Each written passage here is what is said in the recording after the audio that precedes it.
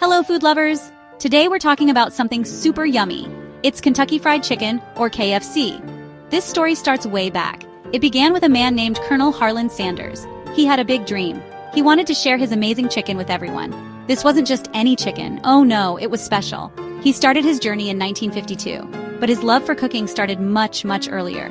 He was a hardworking guy, that's for sure. He really believed in his food. Colonel Sanders didn't just wake up famous. He had many different jobs before chicken. He was a steamboat pilot, a railroad fireman, and even a farmer. Can you believe that? He learned so much from all these jobs. Then in the 1930s, he started cooking for hungry travelers. This was in Corbin, Kentucky. He had a small motel and a little restaurant. People loved his food, especially his pan-fried chicken. It was becoming quite the local talk. He was making folks happy with his delicious meals. Now here's a cool part of the story. Colonel Sanders was smart. He wanted to cook his chicken faster, but he didn't want it to lose its yumminess. So he started using a pressure cooker.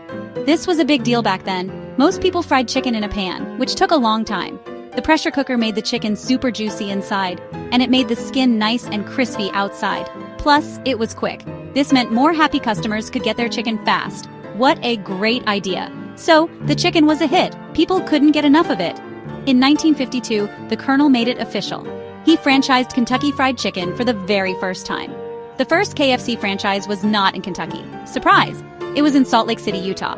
Pete Harmon was the first franchisee. He was a good friend of the Colonel. This was the real start of KFC as we know it. It was the beginning of a crispy golden adventure. And boy, what an adventure it has been. Okay, let's talk about the star of the show, the original recipe chicken. This is what made KFC famous all over the world. Colonel Sanders created a secret recipe. It had 11 herbs and spices. Yes, 11! He kept this recipe locked away. It was like a treasure map, but for flavor. Nobody knew exactly what was in it, and that made it even more exciting. People would try to guess the spices, but the Colonel, he kept it a secret. This secret was his magic touch. Why was this recipe so special, you ask? Well, these weren't just any herbs and spices. They blended together perfectly. They gave the chicken a taste that was totally unique. It was savory, a little bit peppery, and oh so delicious. You could taste the care that went into it. It wasn't too spicy, but it was full of flavor. People had never tasted chicken quite like it before. It made them say, wow, with every single bite. It was truly something else. The Colonel himself was the first marketing genius for KFC. He created his own look. He wore a white suit and a black string tie. He had a white goatee and mustache.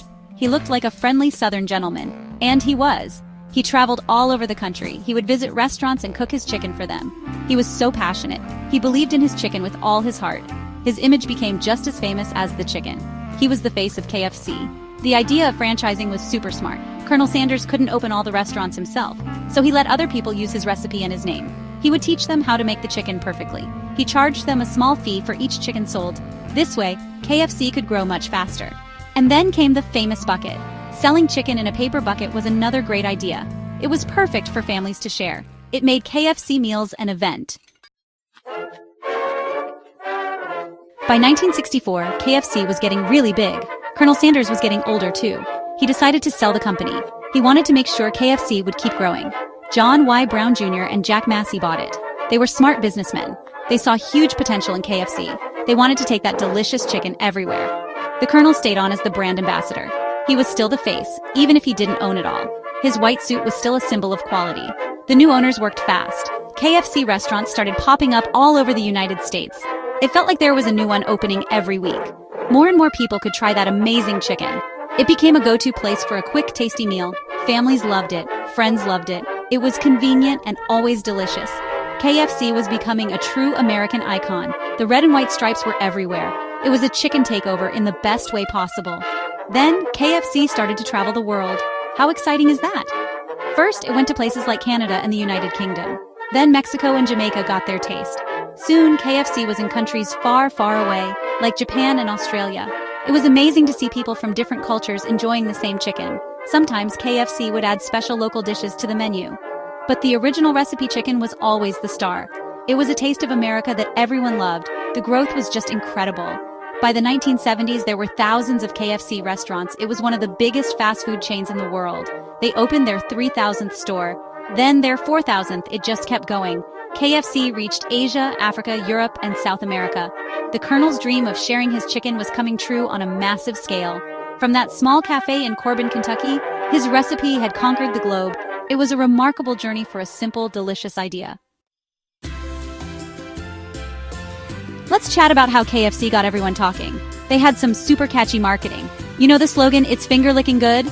That was pure genius. It's so simple, but it perfectly describes eating delicious fried chicken. You just can't help but lick your fingers. It made people smile. It made the chicken sound fun and irresistible. And the iconic bucket of chicken? That became a symbol of sharing and good times. It was more than just food, it was an experience. KFC ads were always so warm and friendly. They often showed families and friends gathering together. They were sharing a bucket of chicken, laughing, and having fun. This created an emotional connection. KFC wasn't just a place to eat. It was a part of celebrations and everyday moments. The ads made you feel like KFC was a part of your community. They knew how to make people feel good about choosing their chicken. That's smart marketing for sure. Over the years, KFC kept things fresh and exciting.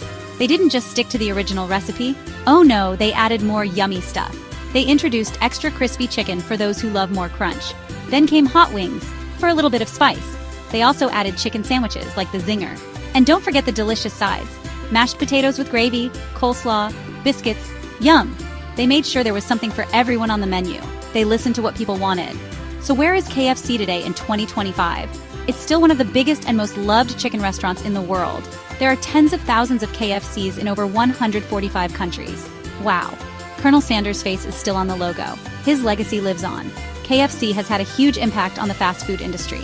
It showed that a simple recipe, made with love, can go a long, long way. It's a story of passion, smart ideas, and of course, incredibly delicious finger-licking good chicken. What a tasty tale.